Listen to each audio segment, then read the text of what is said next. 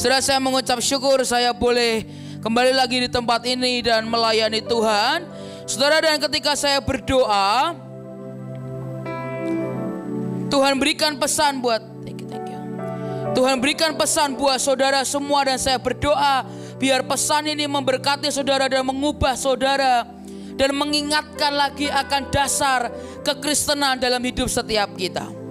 Saudara, karena ini yang saya percayai bahwa kekristenan itu dasarnya cuman percaya, saudara. Itu kekristenan. Saudara, Yesus sudah mati di atas kayu salib dan dia berkata, "It is finished." Semua sudah selesai, dia sudah mengerjakan bagiannya. Sekarang bagian kita ini cuman tinggal percaya, saudara.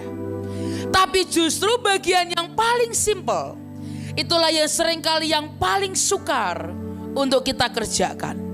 Bagian yang paling sederhana adalah menjadi bagian yang paling tidak bisa kita lakukan. Kenapa? Saudara, manusia itu sukanya ribet, saudara. Manusia itu sukanya yang complicated, saudara.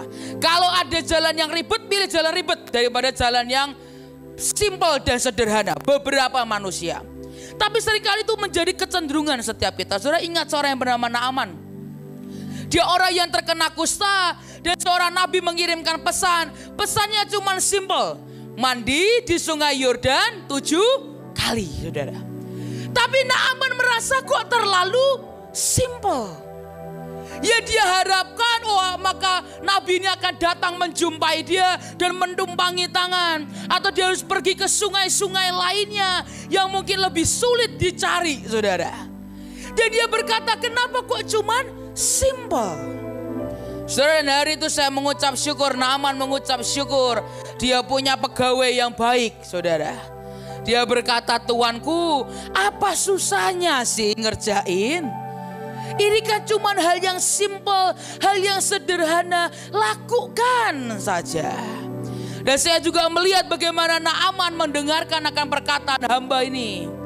Dan dia lakukan itu, dan bukankah kita mengerti akhir dari ceritanya?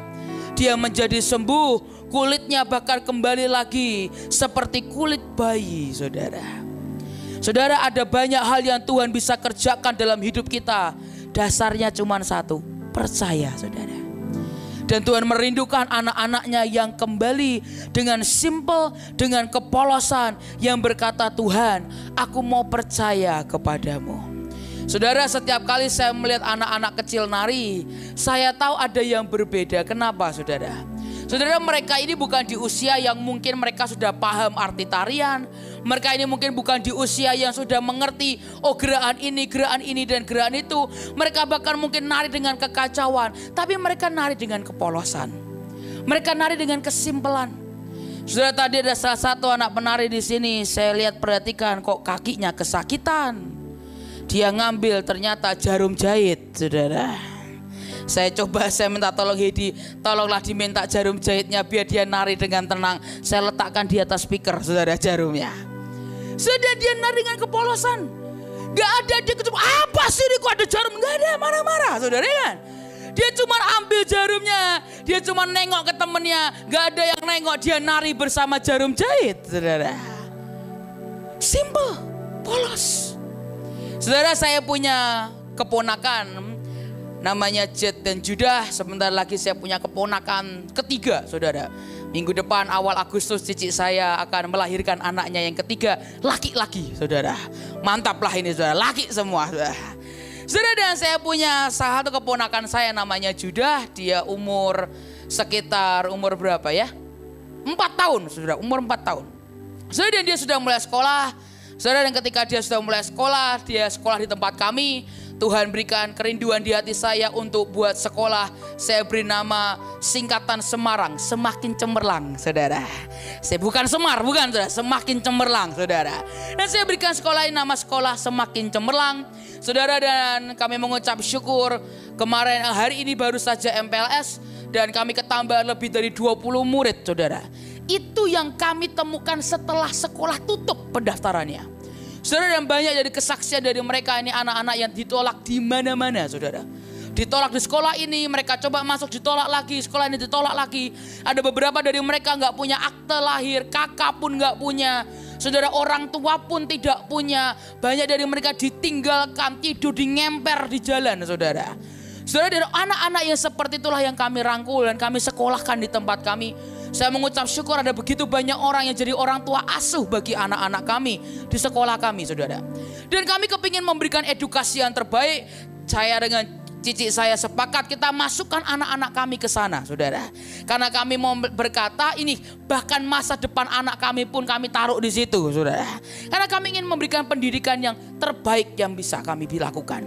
Saudara, dan ketika dia sekolah, Judah ini masuk sekolah, di tempat kami itu ada kantin kecil, saudara. Ya nggak besar-besar, bukan, kantin kecil aja. Saudara, tiba-tiba dia bilang ke gurunya, Miss, saya mau ini. Dia tunjuk snacknya, saudara. Dia suka snack, dia suka nyemil. Dan gurunya ngambilin dan dia bilang, Judah, uangnya mana? Kamu belajar di kantin, uangnya mana? Saya tahu jawaban keponakan saya. Dia berkata, oh nanti ii saya yang akan bayar, katanya. Dia ditanya, loh tantemu di mana? Di rumah lagi tidur. Nanti dia akan bayar uang saya. Gak apa-apa, tenang aja. Iku kaya. Amin, saudara. Saya suka sih doanya, saudara. Saya bilang amin, Judah. Tapi saya bilang, Judah, tapi kan kamu gak yakin ii akan bayarin. Dia berkata, yakin. Dia bilang, pasti ii akan bayarin buat aku bisa beli snack. Saudara, ketika itu terjadi, Tuhan bilang ke saya, Sa, kepolosan seperti anak kecil yang tanpa mikir apapun dia hanya memilih untuk percaya kepada Tuhannya. Seperti keponakan saya memilih percaya, saya ini pasti bayar, saudara. Ya saya bayar sih, saudara, ya. Gak mungkin saya gak bayar. Tetapi sekali lagi dia punya keyakinan. Orang mau bilang, tapi ibu gak ada di sini. Gak apa-apa, pasti ibu akan bayar. Dan itu yang Tuhan rindukan hari-hari di tengah-tengah umatnya. Yang berkata, lu Tuhanku gak ada. Gak apa-apa, karena aku tahu Tuhanku pasti akan menolongku. Dan kepercayaan yang tulus, yang polos seperti anak kecil. Itu yang Tuhan rindukan hari-hari ini, saudara. Kenapa? Karena seringkali masalah, badai, persoalan dalam hidup kita ini memang sesungguhnya membuat kita sulit untuk kembali percaya kepada Tuhan. Ketika kenyataan menghantam kita sedemikian rupa, membuat akhirnya kita jadi orang yang sulit kembali percaya kepada Tuhan. Karena kita merasa seakan-akan Tuhan mengizinkan aku sampai ada di titik terendah dalam hidup setiap kita. Dan kemudian akan muncul sebuah perkataan, kita akan berkata, Tuhan tidak mencintai aku. Kenapa dia izinkan aku mengalami badai dan masalah dan titik nol, titik terendah dalam hidupku, saudara. Dan hari ini izinkan saya menyampaikan pesan ini. Dan apa yang akan sebentar kita bahas, saya berdoa saudara pulang dari tempat ini, saudara pulang dengan iman dan pengharapan yang baru, saudara. Karena apa yang akan saya buka di depan saudara akan membuat saudara mengerti bahwa apapun yang terjadi dalam hidup kita, Dia Tuhan Allah Immanuel di tengah-tengah kita. Dia Tuhan yang menyertai dan Dia akan terus menyertai kita sampai garis akhir. Saudara, mari kita buka sama-sama Yohanes 11 ayat yang pertama sampai ayat yang keempat. Yohanes 11 ayat yang pertama sampai ayat yang keempat. Ada seorang yang sedang sakit namanya Lazarus. Ia tinggal di Betania, kampung Maria dan adiknya Marta. Maria ialah perempuan yang pernah meminyaki kaki Tuhan dengan minyak mur dan menyekanya dengan rambutnya. Dan Lazarus yang sakit itu adalah saudaranya. Kedua perempuan itu mengirim kabar kepada Yesus. Perhatikan saudara, Tuhan, dia yang engkau kasihi sakit. Ketika Yesus mendengar kabar itu, ia berkata, penyakit itu tidak akan membawa kematian, tetapi akan menyatakan kemuliaan Allah. Sebab oleh penyakit itu anak Allah akan dimuliakan. Saudara, ketika Maria memberikan kabar, yang dia tidak menggunakan nama Lazarus, saudara. Tapi yang dia gunakan adalah kata-kata engkau, Tuhan yang engkau kasihi, Tuhan. Yang engkau engkau kasihi sedang sakit, dan Yesus langsung tahu siapa yang Maria maksud, saudara. Karena Yesus sangat-sangat mencintai dan mengasihi Lazarus. Tapi kemudian dia berkata, penyakit ini tidak akan menyebabkan kematian. Tapi bukankah ujungnya mati enggak, saudara? Mati. Saudara, seringkali saya belajar bahwa ternyata bahasa kita dengan Tuhan itu berbeda, saudara. Dia berkata enggak akan mati, tapi kenyataannya mati. Dan kita berkata, loh Tuhan kok pelin-pelan? Loh Tuhan kok salah ngomong? Katamu ini tidak akan mati, kok buktinya tetap mati? Loh Tuhan, engkau berkata engkau akan memberkati hidupku, tapi kenapa kenyataannya aku bangkrut? Tuhan, engkau berkata aku akan punya keluarga yang bahagia, tapi kenapa hari ini keluargaku berantakan? Dan kita mulai berkata, Tuhan kenapa berbeda, saudara? Kita perlu mengerti bahasa kita dengan bahasa Tuhan itu berbeda. Itulah kenapa kita tidak bisa dengan mudah mentafsirkan atau menyimpulkan perkataan Tuhan terlalu cepat, saudara. Karena bahasa dia dengan bahasa kita itu berbeda. Terus gimana cara tahunya? Saudara nggak bisa lain selain saudara butuh pergaulan, dan saudara perlu keintiman untuk mengerti akan bahasa Tuhan, saudara. Nah, saudara kalau lihat, lanjutkan lagi ayat yang ke-5 sampai ayat yang ke-6. Yesus memang mengasihi Marta dan kakaknya dan Lazarus. Saudara lihat reaksi Yesus. Namun setelah didengarnya bahwa Lazarus sakit, ia sengaja tinggal 2 hari lagi di tempat di mana ia berada. Saudara, sekali lagi ini orang yang dikasihi Yesus tuh, saudara. Dan kita manusia, kita punya definisi. Ketika orang yang kita kasih sakit, refleks kita akan segera menyusul ke sana, ya kan saudara? Kalau saudara dengar kabar orang yang saudara kasih sedang sakit di rumah, saudara akan bergegas menuju ke rumahnya. Kalau dia ada di rumah sakit, saudara akan bergegas menuju ke rumah sakit. Saudara, ketika papa saya sakit waktu itu, kami ini anak-anak tidak diberitahu. Saudara, papa saya itu tidak suka merepotkan orang lain, dan dia tidak mau membuat anak-anaknya khawatir. Dan saya masih kuliah waktu itu. Dan saya tidak diberi kabar, tapi kami kemudian diberi kabar. Kalau nggak salah, Bu Ripka telepon kami dan memberi kabar bahwa papa harus operasi di Jakarta. Saudara, dan karena saya begitu mengasihi papa saya keluar kelas dari kuliah saya pergi ke TU-nya. Saya bilang, Pak, saya mau izin 1 minggu, saya harus pergi keluar. Dari TU-nya saya berkata, tapi ini izinmu setahun. Habis ini kamu gak bisa izin lagi. Saya bilang, gak apa-apa Pak, saya perlu pergi ke Jakarta sekarang. Saya gak ngomong alasannya. Tapi alasan sesungguhnya kenapa? Saya mengasihi papa saya, saudara. Dan membuat saya sebagai manusia, refleks saya langsung ke sana, ya kan saudara? Saya kepingin dekat dengan dia.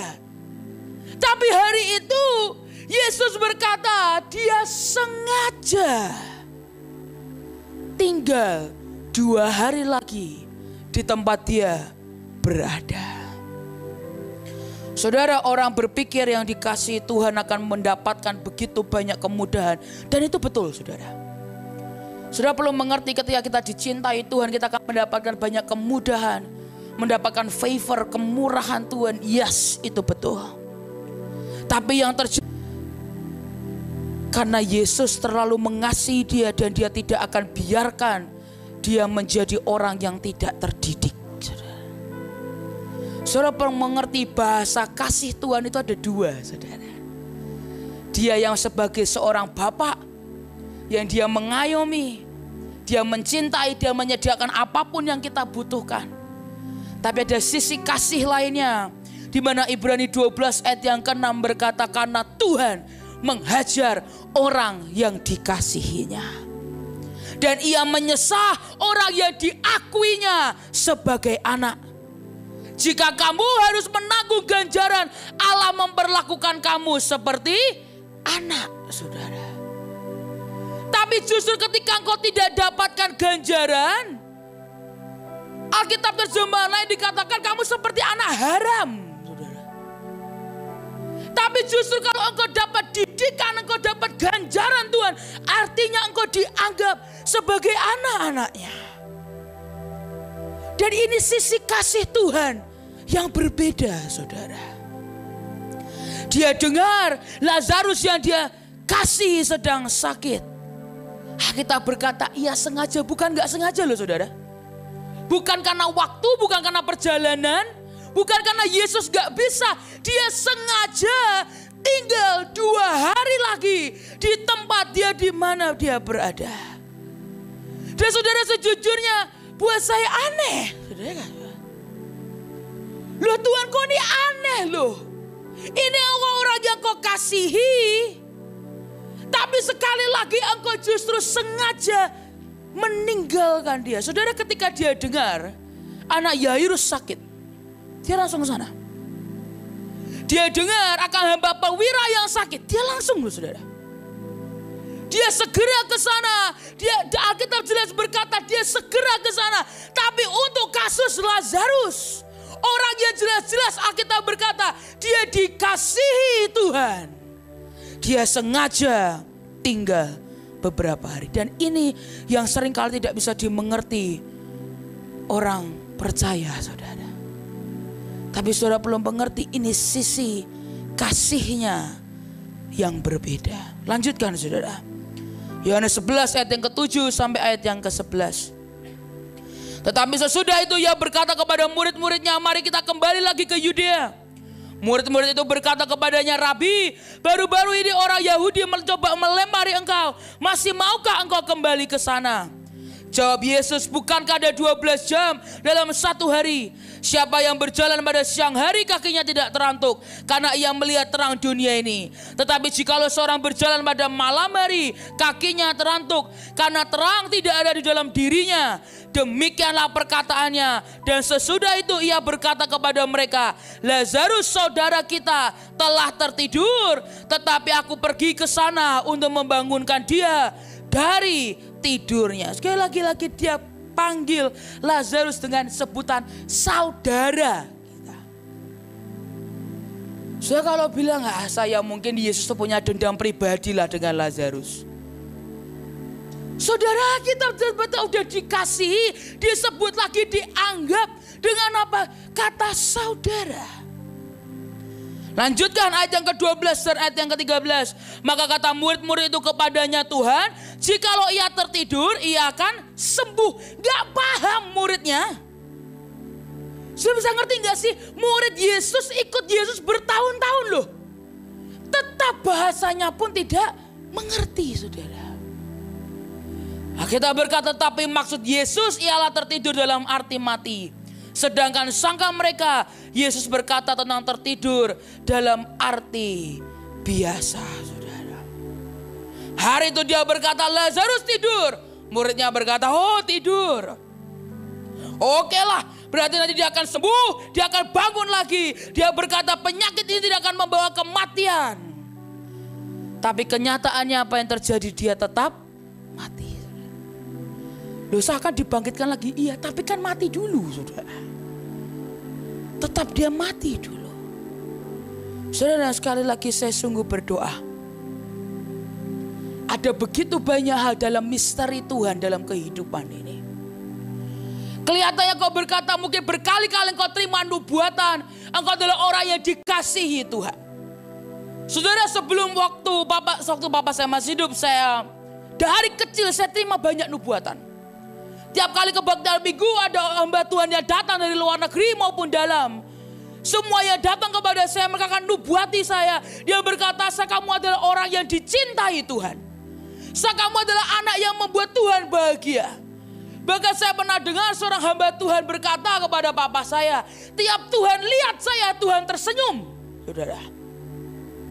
Dan hari itu saya percaya dengan penuh, saya orang yang dikasihi Tuhan. Sudah tahu apa yang terjadi? Papa saya mati.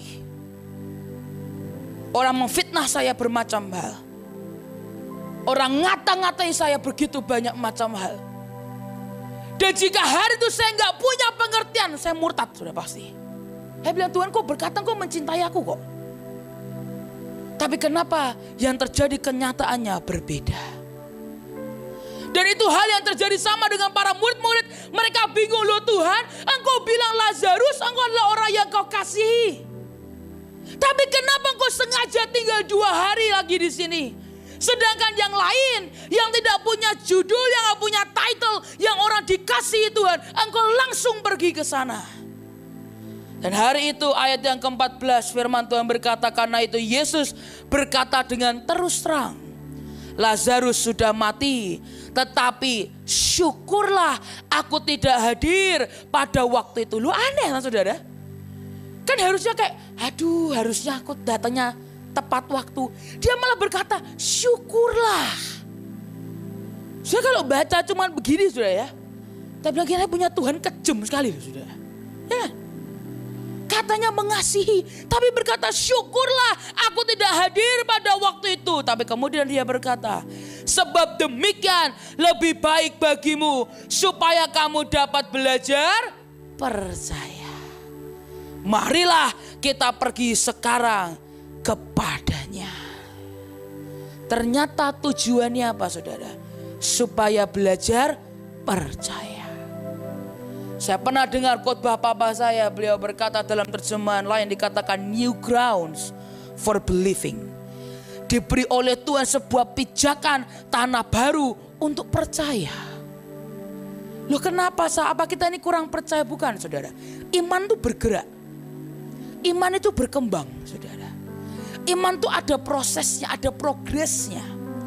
Iman itu nggak mati. Emang iman orang beda-beda, emang iman orang berbeda-beda, tapi nggak mati. Ada progresnya, saudara. Iman itu bertumbuh, berkembang, terus berkembang dan berkembang. Hari itu dia memberikan sebuah tanah pijakan baru untuk orang percaya. Dia berkata, pijakan yang lamamu harus kau tinggalkan. Aku mau beri engkau pijakan yang baru, saudara. Maksudnya gimana? Dia mau bilang begini kepada murid-muridnya. Selama ini kamu lihat yang aku bangkitkan adalah orang yang baru mati. Selama ini yang kamu lihat adalah Yesus membangkitkan mayat yang masih segar. Yang aku bangkitkan. Tapi kali ini bagaimana jika ada orang yang sudah mati dan aku sengaja sampai membusuk mayatnya. Dan sebenarnya apa yang Yesus mau ajarkan kepada murid-muridnya? Untuk engkau kembali percaya dengan iman yang baru saudara. Sebuah level iman yang baru dia mau berikan di tengah-tengah kita. Saudara, dulu saya cuma beriman masalah KKR Youth. Dulu saya cuma beriman tentang kebaktian anak muda. Saya cuma beriman sebegitu saudara. Tapi ketika papa saya mati, saya diberi Tuhan tanah pijakan yang baru. Saya beriman itu apa? Itu hidup saya. Saudara, hari ini saya hidup, saya dipelihara Tuhan. Saudara.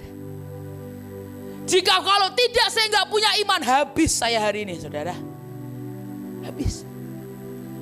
Ketika papa saya nggak ada, saya diberi tanah pijakan yang baru untuk beriman. Untuk apa? Nggak cuma lagi mikir anak youth. Nggak cuma hanya kebaktian youth, tapi mulai kebaktian umum. Saudara, salah satu pelayanan yang harus saya lanjutkan dari papa saya adalah seminar hukum roh dan kehidupan, saudara. EZRK di Jakarta yang beliau sudah rintis bahkan dari sebelum saya lahir kayaknya, saudara. Sudah bertahun-tahun, saya nggak tahu tepatnya kapan, sudah bertahun-tahun beliau rintis itu dan saya harus lanjutkan itu. Dulu saya cuma beriman jiwa-jiwa, uang, tapi gedung saya nggak perlu beriman.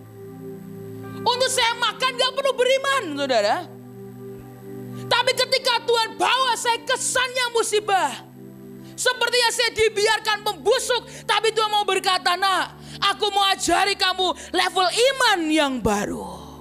Dulu kamu cuma hanya sepetak, sekarang aku memberikan kau tanah yang besar untuk percaya kepadaku. Sebuah level iman yang ditingkatkan saudara. Dan hari itu saya yang dulu gak pernah beriman tentang gedung. Hari ini 8 tahun saya harus terus beriman mengenai gedung saudara. Saudara mau tahu sampai sekarang kami di SDK Semarang kami gak punya tempat. Sampai sekarang.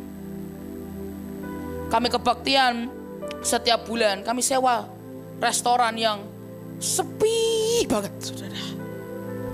Restoran lama tapi sepi banget. Kami sewa cuma harian. Kami gak punya tempat. Kalau mau dipakai speaker begini semua dikukut sudah. Jubah properti nari besar-besar, bawa turun, naik lagi, bawa turun, naik lagi. Kami gak punya tempat. Ezair ke Jakarta, dulu kami pakai tempat namanya Balai Samudra. Begitu pandemi melanda saudara, mereka gak bisa pakai tempatnya kan saudara, ya gak boleh. Saudara, tapi kemudian ketika selesai semua pandemi, saya mau kembali ke sana, harganya amit-amit saudara. Terlalu tidak masuk akal saudara.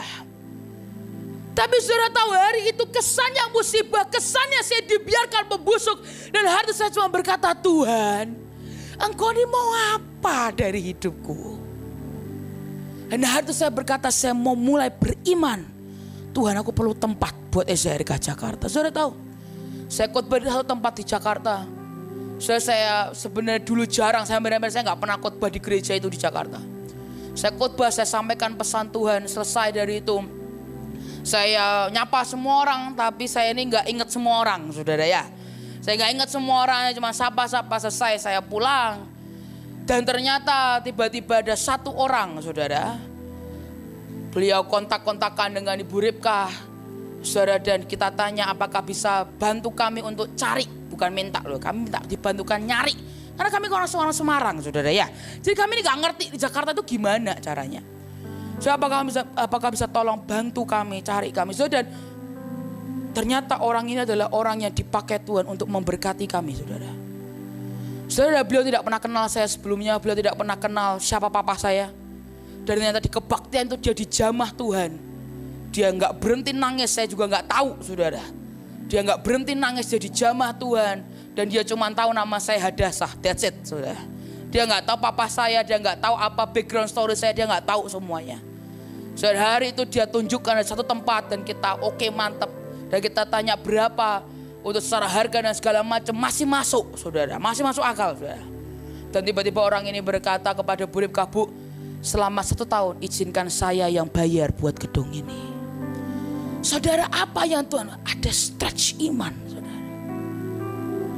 Saudara, ketika hari itu terjadi 5 roti dan 2 ikan. Alkitab bahkan berkata kepada Filipus, di manakah kita akan membeli roti supaya mereka dapat makan? Saudara, dan Alkitab berkata hal itu dikatakan untuk mencobai dia. Sebab ia sendiri tahu apa yang hendak dilakukan. Yesus sudah tahu, saudara. Apa yang akan dilakukan sudah tahu.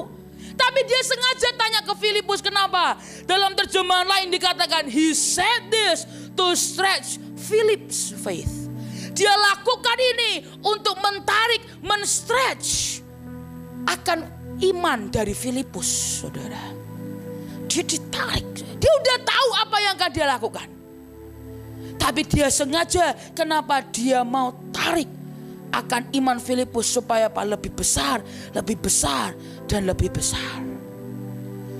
Saudara, hal yang serupa terjadi kepada bangsa Israel. Alkitab berkata Tuhan mengeraskan, Tuhan loh sudah, bukan setan. Tuhan mengeraskan hati orang Mesir supaya apa? Ngejar bangsa Israel. Kalau kita nggak ngerti sisi kasihnya yang lain, saudara, kita akan berkata Tuhan ini jian tenan.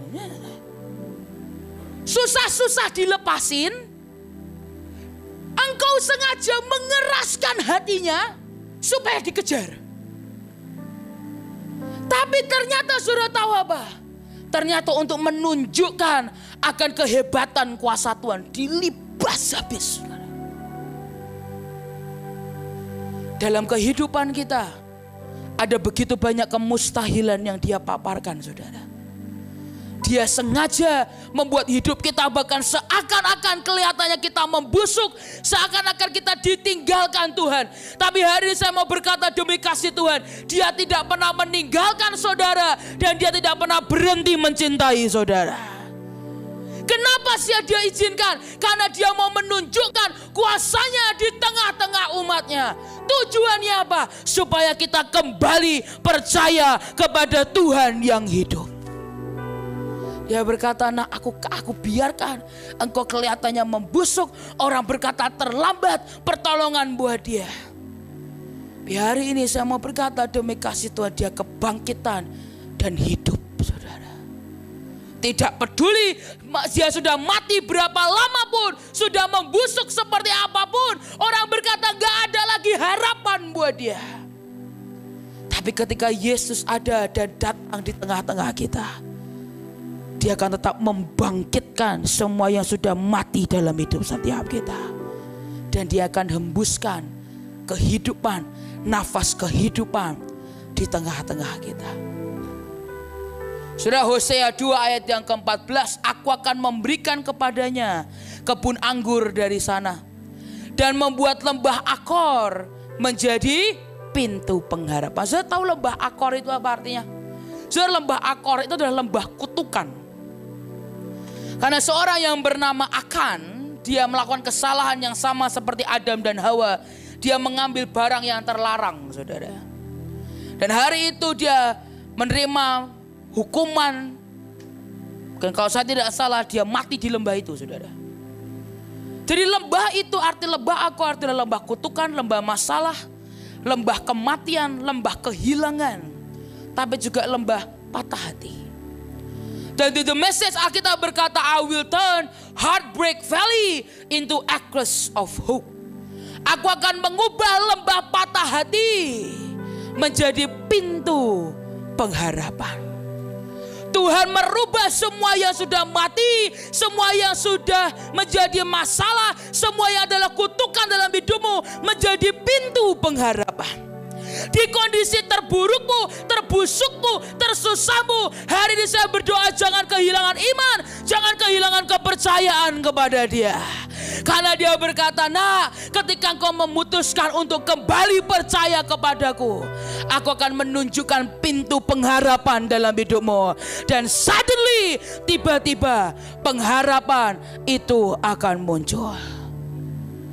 Saudara, yang lucu adalah setiap kali orang Yahudi merayakan pergantian tahun berbeda dengan kita, saudara ya. Kita merayakan pergantian tahun jam 12 malam, saudara.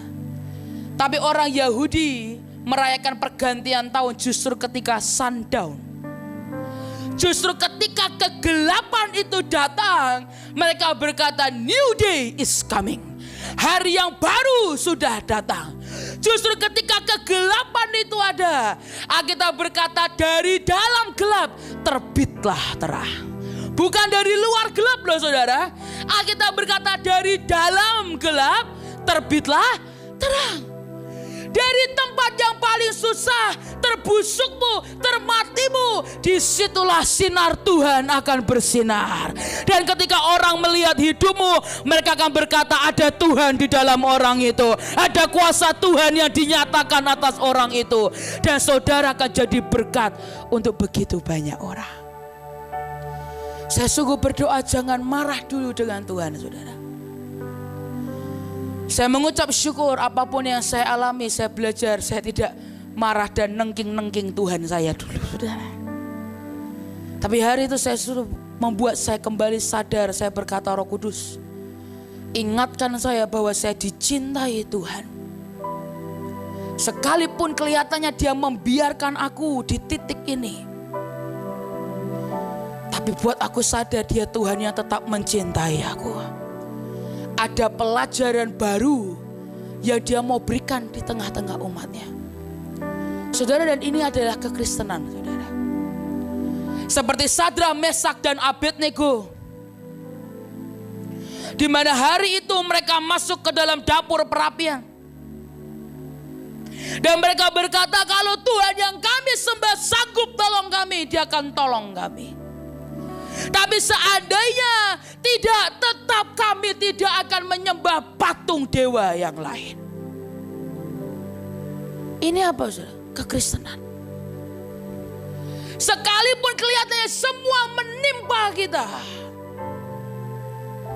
Dia tetap berkata, aku tidak akan menyembah Allah yang lain.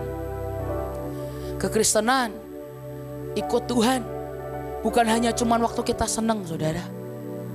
Ikut Tuhan bukan hanya waktu kita happy dan diberkati. Tapi kekristenan kita sesungguhnya diuji ketika Dia sengaja membiarkan kita seakan-akan mati, membusuk dan dibuang Tuhan. Tapi hari ini saya berdoa kita punya reaksi seperti Mazmur 44. Terakhir. Setelah ini kita akan berdoa. Saudara, kalau saudara lihat akan Mazmur 44 itu terbagi menjadi 3 bagian, saudara. Bagian yang pertama adalah apa yang Tuhan kerjakan di masa lampau. Dengan nenek moyang mereka, apa yang Tuhan kerjakan, betapa dahsyatnya Tuhan mereka. Dia bercerita, dia katakan tentang apa yang Tuhan lakukan di masa lalu, saudara. Tapi di bagian yang kedua adalah apa yang terjadi sekarang. Mereka bicara apa yang terjadi sekarang ini bertolak belakang dengan apa yang Tuhan kerjakan. Yang mereka alami sekarang berbeda, berkebalikan dengan apa yang dulu nenek moyang kita alami.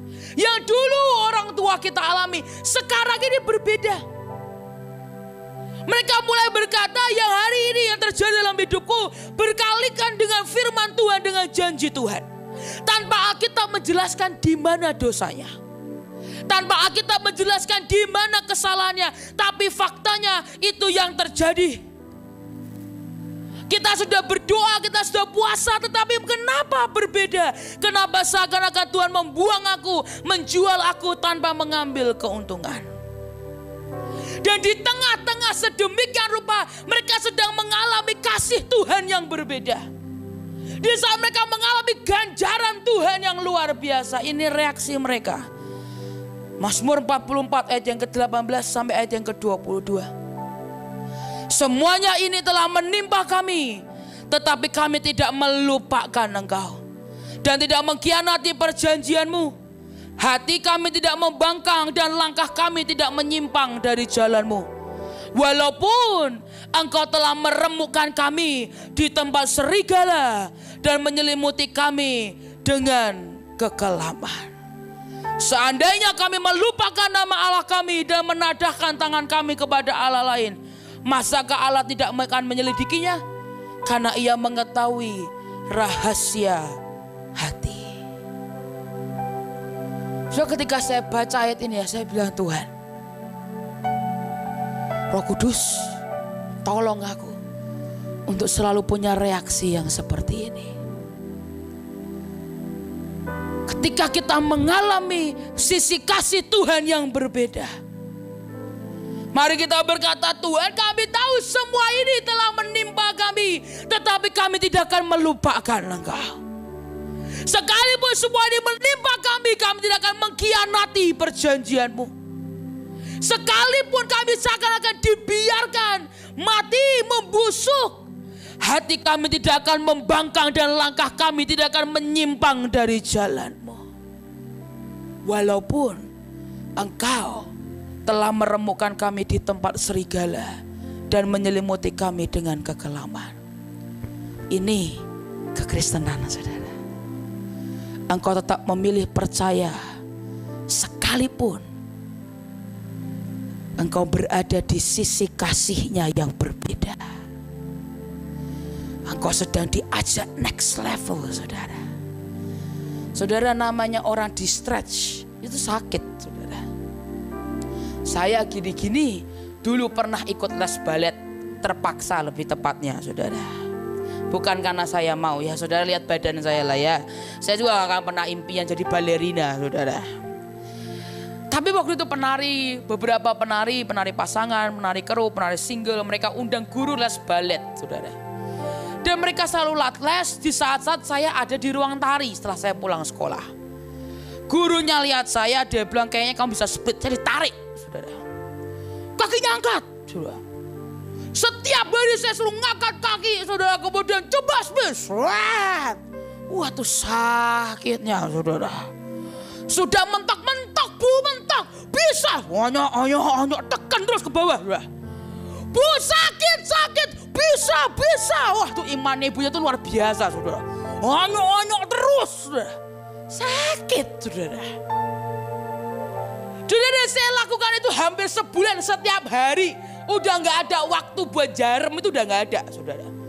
Tiap hari, dan kalau saya tidak nge-stretch dulu, saya nggak pemanasan dulu, ibunya datang habis saya, saudara.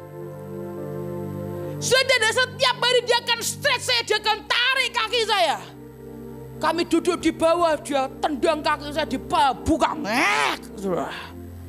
Bu sakit, gak apa-apa, bisa. Tapi memang ternyata 2 bulan saya bisa split, saudara. Yang lain gak bisa split. Saya bisa tiap hari tarik. Yang lain ibunya gak terlalu tega sama saya, tega banget tuh, tarik terus. Split konyok terus.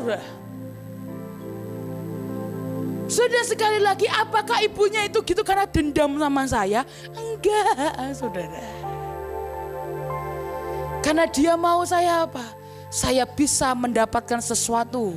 Saya bisa melakukan yang memang ternyata saya bisa, saudara. Hari ini saya punya anak namanya Ruth, saudara. Saya mengerti apa firman Tuhan karena kasih saya kepada Ruth. So, saya mengasihi dia sangat, saudara. Tapi saya terlalu mengasihi dia untuk membiarkan dia menjadi anak yang tidak terdidik, saudara. Dan sesekali saya harus marah dengan Ruth. Saya harus ajari dia kebaktian, duduk diam, Ruth. Nari buat Tuhan, gak apa-apa, gak bakal jatuh. So, dia gak pernah berani naik di pundak saya, berdiri gak pernah berani, saudara. Tapi saya bilang, Ruth, ayo coba. Saya setiap hari saya ajar dia latihan. Saya berdirikan dia di atas pundak. Saya angkat dia kakinya dulu, saya putar-putar dia, saudara. Wah, pokoknya salto kemana-mana, kakinya saya angkat, ngek. Apakah karena saya kepingin melihat anak saya celaka? Enggak. Karena saya mau anak saya terdidik dengan baik, saudara. Apakah karena saya enggak mencintai Ruth? Enggak. Justru karena saya sangat mencintai dia. Saya enggak mau dia ada di situ. Sudah saya dengan anak buah saya yang lain, saya selalu paksa mereka untuk lakukan hal yang mustahil. Saya bilang, kamu gak bisa puas dengan hanya segini. Saudara, di tempat kami ini punya sekolah Alkitab untuk anak-anak kecil, saudara.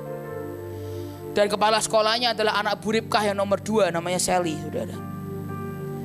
Saudara, dia pernah buat mungkin berapa puluh anak yang ikut sekolah Alkitab. Dan saya bilang, kamu gak bisa puas sampai di sini. Saya push dia, saudara. Kamu harus berkati ke gereja-gereja, kamu harus buat KKR anak-anak. Saya push dia. Buat orang kesannya kok jahat banget sih di push. Kenapa? Saya berkata, Sel, apa yang akan Tuhan berikan dalam hidupmu itu jauh lebih besar dari ini. Jangan berhenti di saya push, saya stretch imannya. Cik, gak ada uang, berdoa, saya bilang. Lu Cici kan punya uang? Punya. Tapi kamu berdoa dengan Tuhan. Apa yang saya lakukan? Saya stretch imannya. Dan itu sama dengan Tuhan, saudara.